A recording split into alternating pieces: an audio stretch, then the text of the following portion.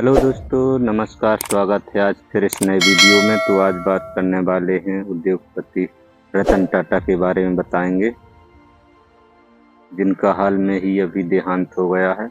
तो आइए इनके बारे में जानते हैं। रतन टाटा का जन्म 28 दिसंबर 1937 को ब्रिटिश राज के दौरान बॉम्बे अब मुंबई एक पारसी परिवार में हुआ था। वह नवल टाटा के बेटे थे, जिनका जन्म सूरत में हुआ था और बाद में उन्हें टाटा परिवार में गोद लिया गया। 1948 में जब टाटा 10 वर्ष के थे, तब उनके माता पिता अलग हो गए और बाद में उनकी दादी और रतन जी टाटा की विधवा नवाजबाई टाटा ने उनका पालन पोषण किया और उन्हें गोद लिया। नवल टाटा की सिमोन टाटा से दूसरी शादी से उनका कोई एक छोटा भाई जिमी टाटा और एक सौतेला भाई नोएल टाटा था, जिनके साथ उनका पालन पोषण हुआ। टाटा ने 8वीं कक्षा तथा मुंबई के कैंपियन स्कूल में पढ़ाई की। उसके बाद उन्होंने मुंबई में कैथेड्रल और जॉन कनन स्कूल, शिमला में बिशप कॉटन स्कूल और न्यूयॉर्क शहर में रिवरडेल कंट्री स्कूल में पढ़ाई की, जहां से उन्होंने 1955 में स्नातक की उपाधि प्राप्त की। हाई स्कूल के बाद टाटा कंट्रेनल विद्यालय गए और वहां से स्नातक की उपाधि प्राप्त की। 1959 में वास्तुकला में स्नातक की डिग्री कर्नेल में रहते हुए वह अल्फा सिम्मा फी बिरादरी में शामिल हो गए। 2008 में टाटा ने कर्नेल को $50 मिलियन का दान दिया, जिससे वह इतिहास में विश्वविद्यालय का सबसे बड़ा अंतर्राष्ट्रीय दानकर्ता बन गए। रतन टाटा भारतीय उद्योगपति थे जो टाटा समूह और टाटा सन्स के अध्यक्ष के रूप में कार्य किए थे। भारत की सबसे बड़ी व्यापारिक इकाई टाटा समूह के 1991 से 2012 तक अध्यक्ष थे। इसके अतिरिक्त अक्टूबर 2016 से फरवरी 2017 तक वे समूह के कार्यरत अध्यक्ष भी रहे।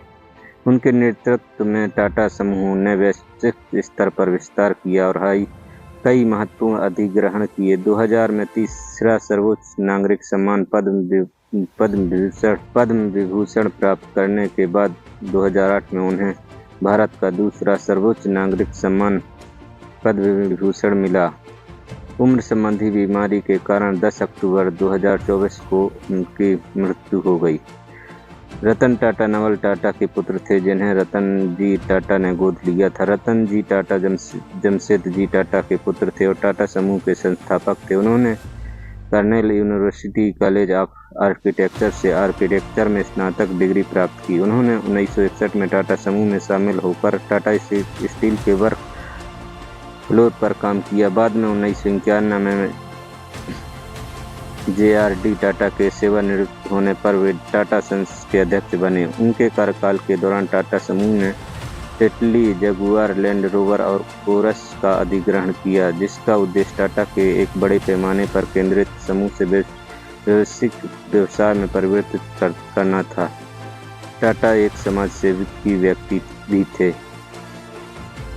टाटा एक निवेशक थे और उन्होंने 30 से अधिक स्टार्टअप में निवेश किया, जिनमें से अधिकांश व्यक्तिगत क्षमता में और कुछ अपनी निवेश कंपनी के माध्यम से किए। व्यवसाय क्या थे? 1970 के दशक में रतन टाटा को टाटा समूह में प्रबंधकीय पद पर नियुक्त किया गया था। वह शुरू में सहायक कंपनी नेशनल रेडियो एवं इलेक्ट्रॉनिक्स को पुनर्जीवित करने में सफल रहे, लेकिन आर्थिक मंदी के दौरान यह विफल हो गई। 1991 में JRD टाटा ने टाटा सन्स के अध्यक्ष पद से इस्तीफा दे दिया और रतन टाटा को अपना उत्तराधिकारी नियुक्त किया। प्रारंभ में रतन टाटा को विभिन्न सहायक कंपनियों के प्रमुखों से मजबूत प्रतिरोध का सामना करना पड़ा, जिसके पास वरिष्ठ टाटा के नेतृत्व में महत्वपूर्ण परिचालन थे। जवाब में रतन टाटा जी शक्ति को मजबूत करने के लिए उद्देश्य से कई नीतियां लागू की, जिनमें सेवानिवृत्ति की आयु निर्धारित करना, सहायक कंपनियों को सीधे समूह कार्यकाल में रिपोर्ट करना और सहायक कंपनियों को टाटा समूह ब्रांड के निर्माण में अपने मुनाफे का योगदान करने की आवश्यकता शामिल थी। रतन टाटा ने नवाचार को प्राथमिकता दी और युवा प्रतिभाओं को कई जिम्मेदारियां सौंपी। उनके नेतृत्व में सहायक कंपनियों के बीच और ओवरलैपिंग संचालन को कंपनी व्यापी संचालन में सुव्यवस्थित किया गया। साथ ही समूह ने व्यवसायीकरण पर ध्यान केंद्रित करने के लिए असंबंधित व्यवसायों को छोड़ दिया। 21 वर्ष तक टाटा समूह का नेतृत्व करते हुए राजस्व 40 गुना से अधिक और लाभ 50 गुना से अधिक बढ़ गया। जब रतन टाटा ने कंपनी की कमान संभाली तो अधिकांश बिक्री कमोडिटी बिक्री थी, लेकिन उनके कार्यकाल के अंत तक अधिकांश बिक्री ब्रांडों से हुई। उनके नेतृत्व में टाटा टी ने टेटली का अधिग्रहण किया, टाटा मोटर्स ने जगुआर लैंड रोवर का अधिग्रहण किया और टाटा स्टील ने कोरस का अधिग्रहण किया। इन अधिग्रहणों ने टाटा को मुख्य रूप से भारत केंद्रित समूह से एक व्यवस्थित व्यवसाय में बदल दिया, जिसका 65% से अधिक राजस्व अंतर्राष्ट्रीय परिचालन और बिक्री से आता था। उन्होंने टाटा नैनो कार की अवधारणा भी तैयार की और इसके विकास का नेतृत्व किया, जिससे कारों को औसत भारतीय उपभोक्ता की पहुंच में लाने में मदद मिली। टाटा मोटर्स ने गुजरात के साणंद प्लांट से टिगोर इलेक्ट्रिक वाहनों का पहला बैच शुरू कर दिया, जिसे टाटा ने भारत के इलेक्ट्रिक सपने को तेजी से आगे बढ़ने वाला बताया। 75 वर्ष की आयु तक पहुंचने पर रतन टाटा ने 28 दिसंबर 2012 को टाटा समूह में अपनी कार्यकारी भूमिका से इस्तीफा दे दिया।